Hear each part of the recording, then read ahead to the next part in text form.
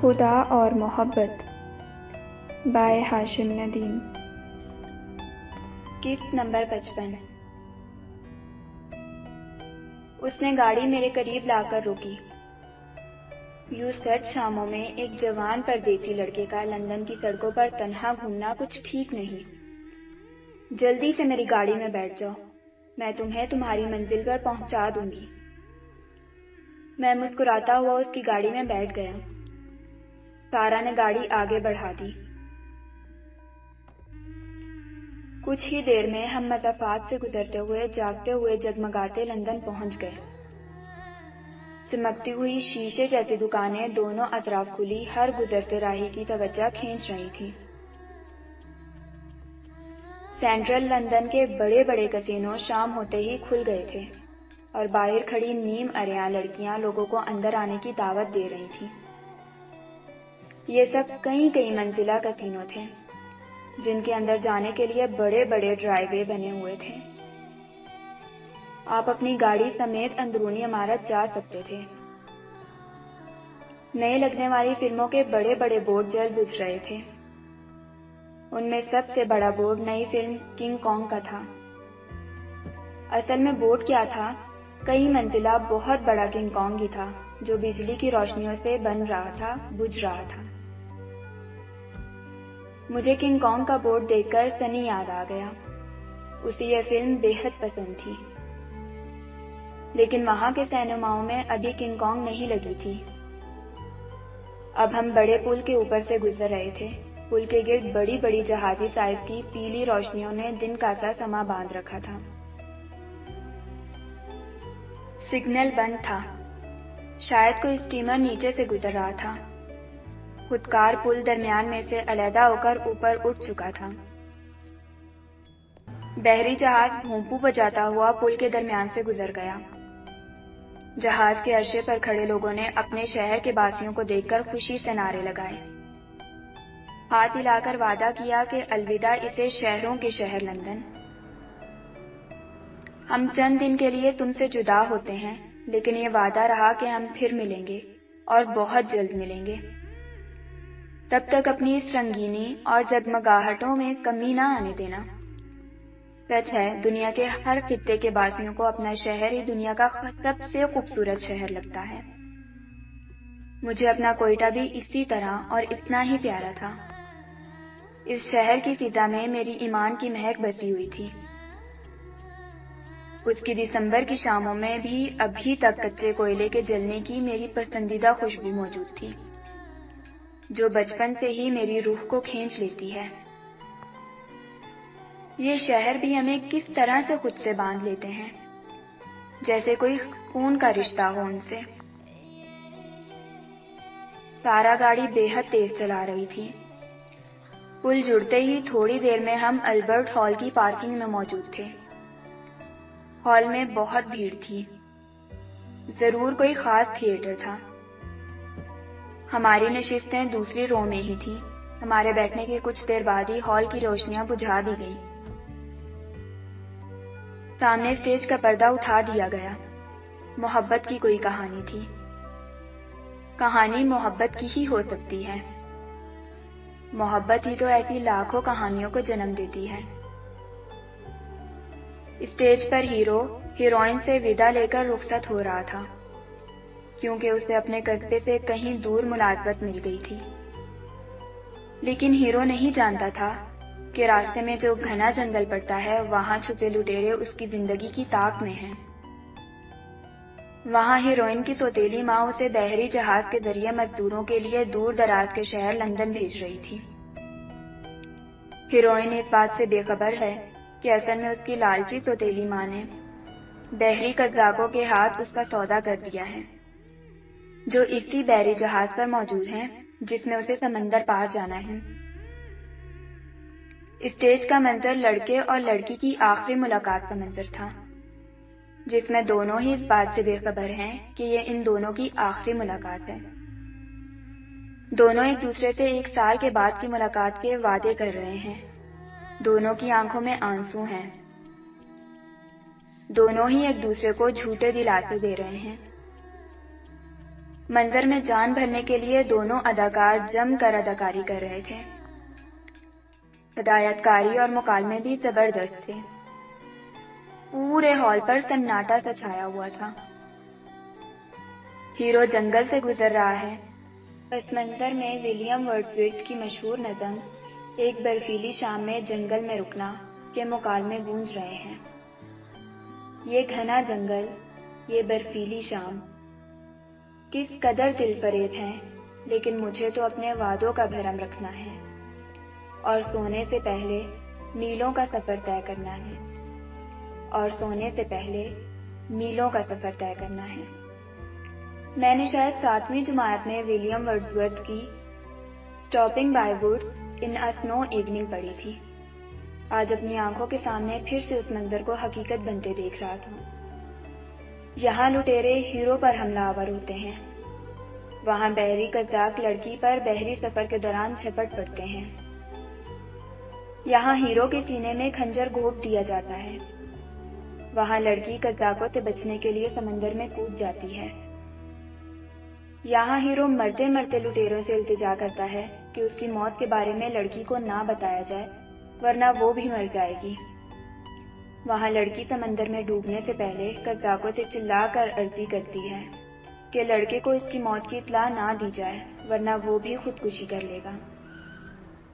محبت کرنے والے ایک بار پھر فنا ہو جاتے ہیں. ہال میں بیٹھے تقریباً سبھی لوگوں کی آنکھوں میں آنسو ہیں. عورتوں کی تو باقاعدہ سسکیاں سناٹے میں سنائی دے رہی تھیں. پردہ گرنے کے بعد بھی بہت دیر تک لوگ مبہوت سے بیٹھے رہے اور پھر اچانک ہی ہال تالیوں کی بے پناہ گونج سے دہل سا جاتا ہے. میں نے سارا کی طرف دیکھا، اس کی آنکھوں کے گوشے بھی بھیگے ہوئے تھے. میں اور سارا جب ہال سے باہر نکلے تو لندن برف کی سفید مخملی چادر سے ڈھک چکا تھا. پارکنگ میں کھڑی سارا کی سفید پیٹل زمین پر پڑی برف کا ہی ایک حصہ لگ رہی تھی، جیسے شریر بچوں نے سنو مین کی جگہ برف کی گاڑی بنا ڈالی ہو. جب تک ہم البرٹ ہال کی قریبی گلیوں سے نکل کر بڑی شاہراہ پر آئے تب تک لندن کی رات سو چکی تھی. سارے شہر پر جیسے کسی نے سفید برادہ چھڑک کر اس پر جادو کر ڈالا ہو. دور کہیں ٹریفالگر اسکوائر کے گھنٹا گھر نے رات کے 12 بجنے کی نوید سنائی. ہماری گاڑی برف سے بھری سڑکوں پر پھسلتی جا رہی تھی. سارا ابھی تک تھیٹر کے اثر میں تھی اور چپ چاپ گاڑی ڈرائیو کرتے ہوئے ونڈ اسکرین سے باہر دیکھ رہی تھی. میں خود بھی کھویا کھویا سا تھا. پھر سارا نے ہلکے سے کہا، مجھے ایسی محبتوں کا انجام ہمیشہ سے ہی بہت اداس کر دیتا ہے. پھر میں گھنٹوں یوں ہی گمسم سی رہتی ہوں. محبتوں کا انجام ایسا ہی ہوتا ہے. میرا جواب سن کر اس نے چونک کر میری طرف دیکھا. تم محبتوں کے بارے میں اتنی گہرائی سے کیسے جانتے ہو؟ اس دن تم نے محبت کے پہروں کو جب بیان کیا تھا تو میں بہت دن تک مما سے تمہارے محبت کے بارے میں خیالات پر بات کرتی رہی. پھر اس دن تم نے یک طرفہ محبت کی بات بھی کی اور اسی کو محبت کی شام بنا لینے کا مشورہ بھی دیا. کوئی محبت کے بارے میں اتنی تفصیل سے کیسے جان سکتا ہے؟ اس کے لیے تو اسے 1000 محبتوں کے عذاب جھیلنا بھی کم پڑے ہوں گے. کبھی کبھی ایک محبت ہی 1000 محبتوں پر بھاری ہوتی ہے. 1000 محبتوں جیسا درد 1000 محبتوں جیسی خوشی اور تجربہ دے جاتی ہے. سارا نے غور سے میری طرف دیکھا. گویا تم نے بھی کسی سے محبت کی ہے. جانے کیوں کبھی کبھی یہ لفظ محبت مجھے بہت ناکافی معلوم ہوتا ہے. کبھی کبھی تمہیں ایسا نہیں لگتا کہ ہمارے لفظوں کی وسعت اور ووکیبلری بہت محدود ہے؟ ہماری زبان، ہمارے لفظ اور ہماری لغت صرف ظاہری اور اوپری احساسات کو ہی بیان کر سکتے ہیں. بات صرف محبت، عشق اور جنون پر ہی آ کر کیوں ختم ہو جاتی ہے؟ جو جذبہ جنون اور دیوانگی سے بھی بڑھ جائے، اس کے لیے کوئی دوسرا نام کیوں نہیں ہوتا ہمارے پاس؟ سارا غور سے میری بات سنتی رہی اس کے چہرے پر عقیدت سی تھی، کچھ ضبط، جیسے اندر ہی اندر کچھ مارنے کی، کچھ دبانے کی کوشش کر رہی ہو۔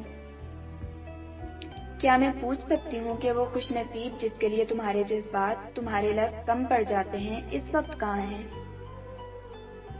وہ اب اس دنیا میں نہیں ہے۔ سارا کے ہاتھوں سے اسٹیئرنگ چھوٹتے چھوٹتے بچا۔ گاڑی برفیلی سڑک پر زور سے لہرائی، سارا مزید بوکھلا گئی۔ میں نے سیٹ کے ساتھ لگی ہینڈ بریک کھینچ دی، گاڑی اپنے ہی زور پر گھومی اور کچھ دیر گھسیٹتی ہوئی دور فٹ پاتھ کے ساتھ لگ کر رک گئی۔ سارا نے اپنا سر اسٹیئرنگ پر رکھ دیا، میں نے جلدی سے اسے ہلایا۔ تم ٹھیک ہو؟ معذرت چاہتا ہوں، مجھے تمہیں اس طرح سے نہیں بتانا چاہیے تھا، یہ سب کچھ غلطی میری ہی ہے۔ سارا نے اپنے حواد پر قابو پانے کی کوشش کی۔ نہیں، تمہاری کوئی غلطی نہیں ہے، میں ہی تمہاری باتوں میں اس قدر کھوئی ہوئی تھی کہ اپنا اختیار کھو بیٹھی۔ تم کہو تو باقی راستہ میں گاڑی چلا سکتا ہوں۔ سارا نے کچھ نہیں کہا اور چپ چاپ اسٹیئرنگ سائڈ سے اتر کر میری طرف آ گئی۔ میں بھی دروازہ کھول کر اس کی سیٹ کی طرف بڑھ گیا۔ میں نے گاڑی آگے بڑھا دی۔ سارا ابھی تک گمسم سی بیٹھی ہوئی تھی۔ پھر وہ سامنے ونڈ اسکرین میں سے باہر دیکھتے ہوئے کھوئے کھوئے سے لہجے میں بولی، اتنا بڑا درد دل میں رکھ کر تم کیسے مسکرا لیتے ہو؟ کبھی کسی کو اپنے اندر کے زخم جھانک کر دیکھنے کا موقع بھی نہیں دیا۔ واقعی تم سب سے الگ ہو، سب سے جدا ہو، اس دنیا کے نہیں ہو۔ میں چپ چاپ گاڑی چلاتا رہا۔ ویسٹ منسٹر برج سے کچھ پہلے پکاڈلی سے تیسری سڑک کے قریب سارا نے مجھے گاڑی ایک بہت ہی کشادہ لیکن انجان سی سڑک پر موڑنے کا کہا۔ میں نے بنا کچھ پوچھے گاڑی اس لمبی چوڑی سنسان سی سڑک پر موڑ دی۔ کچھ دور چل کر سڑک کے بیچوں بیچ ایک بہت بڑا سا چوراہا تھا، اتنا بڑا کہ اس کے گرد گھومنے کے لیے گاڑی کا پورا اسٹیئرنگ گھمانا پڑتا تھا۔ یہیں سے سڑک 4 حصوں میں تقسیم ہو رہی تھی۔ چوراہے کے اندر ایک بہت بڑا فوارہ لگا ہوا تھا جس میں پانی کی دھاریں سردی کی وجہ سے نکلتے نکلتے جم گئی تھیں۔ چوراہے سے مڑتے ہی سڑک کے آخر میں بنا یہودیوں کا ایک بہت ہی قدیم سفید پتھر سے بنا ایک عظیم الشان چرچ سامنے آ گیا۔ چرچ کی سفید عمارت اس وقت برف سے اٹی ہوئی کسی پری کا محل لگ رہی تھی۔ میں نے گاڑی چرچ کے سامنے لے جا کر روک دی۔ چرچ کے دیو ہیکل چوبی دروازے پر حضرت موسیٰ کی ایک شبیہہ بنی ہوئی تھی اور دروازے کے دونوں اطراف بڑی بڑی سی مشعلیں جل رہی تھیں۔ سارا گاڑی سے اتر گئی، میں بھی نیچے اتر آیا۔ سارا نے میری جانب دیکھا۔ یہ میری پسندیدہ عبادت گاہ ہے، میں صرف خاص موقعوں پر یہاں آتی ہوں۔ آج یوں آدھی رات کو یہاں آنے کا مقصد بھی بہت خاص ہے۔ میں تمہاری محبت کے لیے دعا کرنے آئی ہوں۔ وہ ہستی جو آج تمہارے لفظوں میں، تمہاری یادوں میں اور تمہارے احساس میں زندہ ہے، میں اس کے لیے یہاں دعا کرنے آئی ہوں۔ میں کنگ سا وہیں کھڑا رہ گیا۔ سارا نے قدم آگے بڑھائے، پھر وہ پلٹ کر بولی، تم اگر چاہو تو یہیں کچھ دیر میرا انتظار کر سکتے ہو، میں جلد ہی آ جاؤں گی۔ سارا میرے رکے قدم دیکھ کر یہ سمجھی کہ میں شاید یہودیوں کے چرچ کے اندر آنے سے ہچکچا رہا ہوں۔ سارا آگے بڑھ گئی۔ میں اس کے پیچھے برف پر بنے اس کے قدموں کے نشانات پر چلتا ہوا اس چرچ کے اندر داخل ہو گیا۔ چرچ کے اندر اونچی اونچی دیواروں کے اندر بنے ہوئے طاقوں میں ہلکی ہلکی سی روشنیاں جل رہی تھیں۔ چرچ میں مدھم سی ایک خوشبو پھیلی ہوئی تھی۔ سامنے ڈائز پر جہاں پادری کھڑا ہوتا ہے وہاں لکڑی کے چوبارے پر بہت سی موم بتیاں جل رہی تھیں۔ سارا لکڑی کے چوبی فرش پر چلتی ہوئی ایک خاص جگہ پر آ کر رک گئی اور زیر لب توریت کی کچھ آیتیں پڑھنے لگی۔ میں چپ چاپ دونوں اطراف پر لگی ہوئی لمبی لمبی بینچوں میں سے ایک پر کونے میں بیٹھ گیا۔ چرچ میں عجیب سا سکوت طاری تھا۔ اتنی خاموشی تھی کہ موم بتیوں کے جلنے سے پیدا ہونے والی آواز کی سرسراہٹ بھی گونج رہی تھی۔ سارا ایک جذبے کے عالم میں کھڑی اپنے دعائیہ کلمات پڑھ رہی تھی۔ ایک انجانی لڑکی ایمان کے لیے ہزاروں میل دور اس تنہا رات میں بھیگی پل کے لیے دعا کر رہی تھی۔ میں کچھ دیر یوں ہی سارا کو سینے پر ہاتھ رکھے دعا کرتا دیکھتا رہا. پھر یکایک جانے کیوں مجھے ایمان کی بے حد کمی محسوس ہوئی. اس احساس نے میرے دل کو جیسے خنجر سے چیرنا شروع کر دیا کہ اب میں اس زندگی میں کبھی اس سے نہیں مل پاؤں گا. اور جانے کس وقت میری آنکھوں سے ٹپ ٹپ آنسو ٹپکنا شروع ہو گئے اور مجھے احساس بھی نہیں ہوا. سارا دعا ختم کر کے میری طرف پلٹی اور اس کی نظر میری برستی آنکھوں پر پڑ گئی. ہے حماد، یہ کیا؟ وہ تقریباً دوڑتی ہوئی میری طرف بڑھی اور میرے چہرے کو ہاتھوں میں لے کر اس نے اپنی نازک انگلیوں سے میرے آنسو پونچھ دیے. اور شاید یہی لمحہ ان آنسوؤں کے سیلاب کے بند کو توڑنے کا آخری بہانہ بن گیا. پھر میرا خود پر اختیار نہیں رہا اور جانے کتنی دیر تک یہ نمکین پانی اس کی نازک ہتھیلیوں کو بھگوتا رہا. مجھے تسلیاں دیتے دیتے وہ خود بھی نڈھال سی ہو گئی. پھر جیسے اس نے فیصلہ کر لیا کہ آج وہ ان تمام آنسوؤں کو بہہ جانے دے گی. ہماری ویڈیوز کو لائک اینڈ شیئر کریں اور ریڈ بٹن پر کلک کر کے ہمارے چینل کو سبسکرائب کر لیں اور آل نوٹیفیکیشن آن کر لیں تاکہ ہماری ہر نئی آنے والی ویڈیوز سب سے پہلے آپ کو ملتی رہیں. اور کمنٹ کر کے ہمیں بتائیں کہ آپ کو ہماری ویڈیوز کیسی لگی.